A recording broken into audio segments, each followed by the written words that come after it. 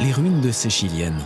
3 millions de mètres cubes de roches instables, surplombant un fond de vallée étroit où s'écoule la Romanche, à une vingtaine de kilomètres de Grenoble. L'imposant cône d'éboulis est alimenté par les pierres qui se détachent çà et là. Le dernier éboulement important remonte à novembre 2006. 35 000 mètres cubes de roches sont alors emportés. Le chaos qui règne en contrebas, sur l'ancienne route désaffectée, témoigne de l'activité du versant, qui ne cesse d'augmenter avec le temps. Au sommet, des capteurs ont enregistré des déplacements de près de 20 mètres en 20 ans. Alors que va-t-elle devenir cette montagne? Les scénarios les plus pessimistes ont été évoqués, à commencer par son effondrement dans la rivière, provoquant un raz de marée dans la vallée. Grâce au progrès en matière d'observation et d'études scientifiques, on comprend aujourd'hui mieux les processus à l'œuvre et le risque d'inondation a été revu à la baisse. Mais les éboulements, eux, menacent toujours. Les ruines n'ont pas été baptisées ainsi par hasard. Ce versant du mont Sec se tasse et s'effrite. On observe des sortes de tranches de terrain qui basculent vers la vallée.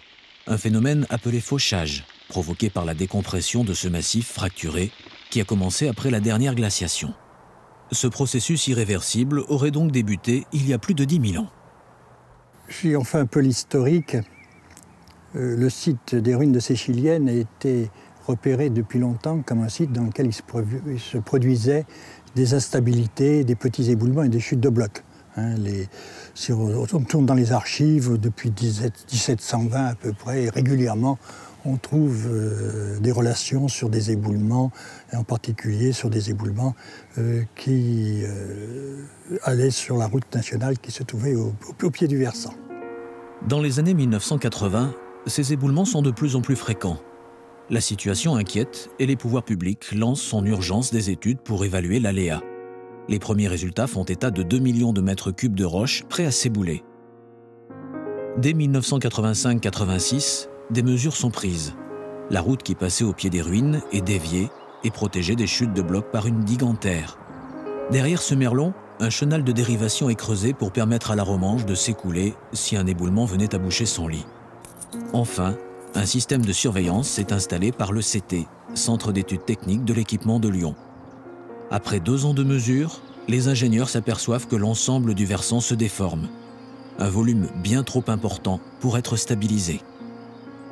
Le scénario catastrophe, qui sera revu à la baisse dans les années 2000, est alors avancé. Un éboulement de 30 à 50 millions de mètres cubes qui recouvre la route et provoque un barrage sur la Romanche, dont les eaux s'accumulent jusqu'à former un lac. Dans cette hypothèse, on redoute la rupture soudaine du barrage et le déferlement d'une vague noyant le fond de la vallée et atteignant les plateformes chimiques Seveso implantées aux portes de l'agglomération grenobloise, provoquant par effet domino un accident technologique. Un scénario catastrophe, mais réaliste. La rupture brutale d'un barrage formé par un amas de roches s'est déjà arrivée plusieurs dizaines de fois dans les Alpes. La vallée de la Romanche en a d'ailleurs été le théâtre, notamment en 1219, quand eut lieu le déluge de Grenoble. Mais même s'il ne cède pas, un tel barrage peut avoir des conséquences désastreuses, comme le montrent en 1987 et 1991 les écroulements de Valpolla, en Italie, et de Randa, en Suisse. Dans les 2 cas, l'accumulation des eaux derrière les 30 millions de mètres cubes de rochers provoque des inondations en amont du barrage. Il faut plusieurs mois pour rétablir la circulation dans la vallée. Les pertes économiques s'élèvent à plus de 60 millions d'euros en Suisse et à 400 millions dans le cas italien, où 27 personnes perdent la vie. Pour réduire les conséquences qu'aurait l'écroulement des ruines, le préfet de l'Isère établit en 1992 un plan de secours spécialisé. Il définit les mesures d'urgence à appliquer, notamment l'évacuation des populations et la mise en place de déviations routières. Si un tel plan est indispensable pour assurer la sécurité de milliers de personnes, il ne suffirait pas à protéger les 300 habitants de l'île Falcon, ce hameau de Saint-Barthélemy de Séchilienne, directement exposé au risque d'éboulement. Alors en 1997, pour la première fois en France, une procédure d'expropriation au titre de la loi Barnier est engagée. Tous les bâtiments sont rachetés par l'État. Leurs propriétaires, ainsi indemnisés, doivent quitter les lieux. La procédure mettra 14 ans à aboutir. Elle est exceptionnellement lourde, car un tiers de la commune est concerné. Le hameau compta jusqu'à 94 maisons Et puis aussi, nous avions ici sur place une école, un groupe scolaire avec l'école maternelle, la salle de motricité, la bibliothèque, l'annexe mairie, les garages et ateliers communaux, les infrastructures sportives. Aujourd'hui, il reste près de 200 hectares d'herbes, de forêts, où on voit encore ça et là les anciennes routes, les anciennes rues, des poteaux d'éclairage public. Cela fait maintenant 25 ans que les ruines sont étudiées de manière approfondie. 25 ans que l'évaluation du risque et les contraintes induites sur l'urbanisation de la vallée font l'objet de débats. 25 ans au terme desquels le versant est devenu un véritable laboratoire, un des sites les plus surveillés au monde. La montagne est équipée de cibles auscultées 24 heures sur 24 par les appareils de mesure du local d'observation de Montfalcon, situé sur le versant d'en face. Les moindres déplacements de capteurs sont enregistrés. Les données sont envoyées au CT de Lyon et au terminal des Thiébaut, un autre local à proximité du site. Grâce au suivi très précis et continu du versant, on connaît aujourd'hui mieux sa structuration, ses mouvements et les volumes en jeu. Donc le versant instable de Séchilienne comprend deux zones principales. La zone active des ruines, c'est celle que nous avons en face de nous, donc toute la partie supérieure du couloir des ruines, représentée par des affleurements rocheux et une partie de la forêt située au nord-ouest. Et puis au-delà, jusqu'à la ligne d'horizon, nous avons donc la zone moyennement active. Et puis à l'arrière de la ligne d'horizon, nous avons l'affaissement sommital du Mont Sec, qui est également une zone active. L'ensemble fait environ 70 hectares en mouvement. Donc la zone la plus active évolue à une vitesse de l'ordre de 2 mètres par an maintenant sur certains capteurs, alors que la zone moyennement active évolue à une vitesse de 5 à 15 cm par an seulement. La zone frontale, dont on craint l'éboulement à court terme, représente 3 millions de mètres cubes, de quoi remplir 960 piscines olympiques. Un événement attendu dans les 10 prochaines années d'après les scientifiques. En réalité, ce délai avait déjà été avancé il y a maintenant plus de 10 ans. Une chose est sûre cependant, même si on ne peut prédire l'échéance, plus le temps passe, plus elle se rapproche. Mais d'après les experts qui étudient depuis 2000 les scénarios d'éboulement les plus probables, les 3 millions de mètres cubes ne devraient pas tomber en une fois. On devrait plutôt assister à une succession d'éboulements comparable à celui de 2006, pouvant atteindre jusqu'à quelques centaines de milliers de mètres cubes. Aucun barrage ne se formerait dans ces conditions, écartant ainsi le scénario d'une vague dévastatrice dans la vallée.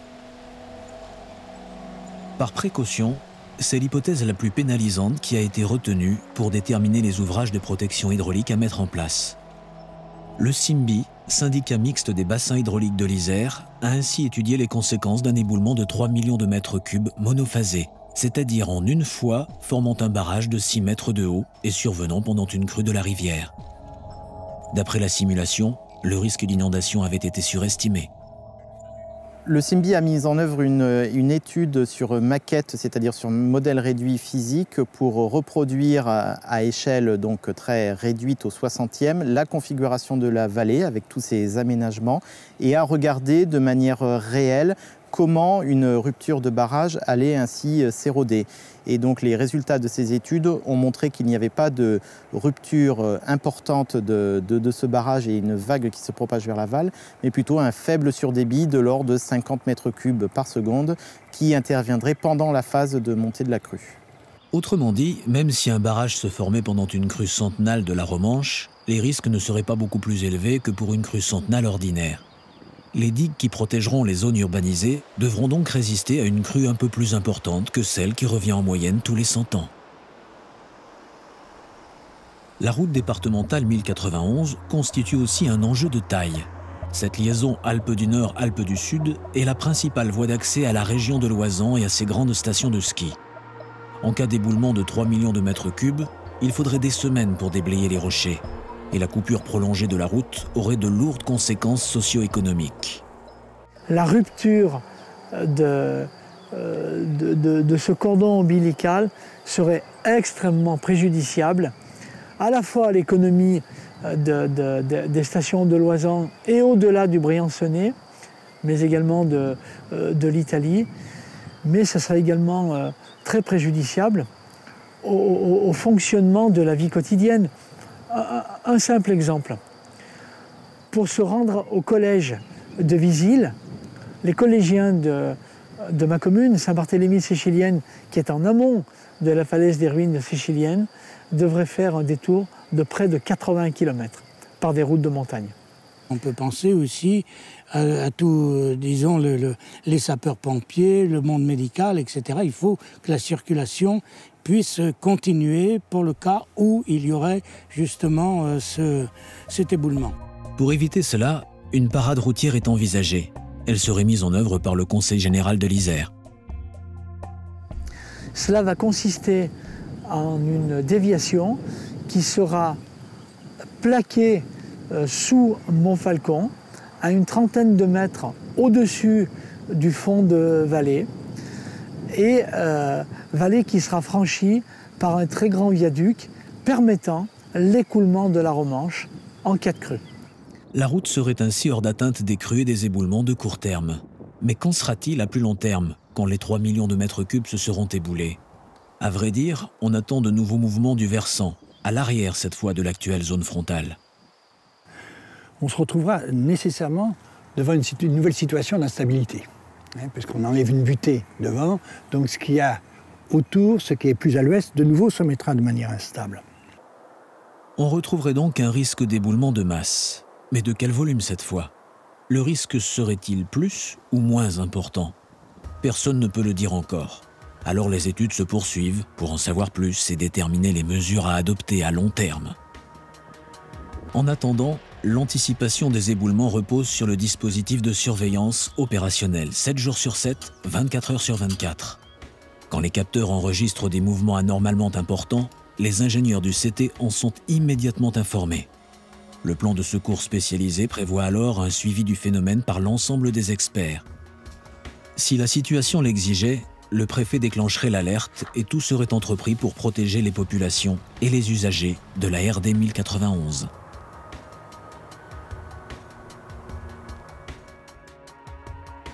Chaque année, depuis 1994, la Commission locale d'analyse et d'information sur le risque séchilienne réunit, sous la présidence du préfet, l'ensemble des acteurs concernés par le cas séchilienne. Services de l'État, Conseil général, maires, scientifiques, industriels, société civile. C'est l'occasion de faire régulièrement le point sur la situation. Bilan de la commission de juin 2011, avec des déplacements atteignant 2 mètres par an en moyenne, jamais les ruines n'ont bougé aussi vite. Pourquoi les mouvements se sont-ils accélérés? Et quand la zone frontale s'éboulera-t-elle? Ces questions restent en suspens.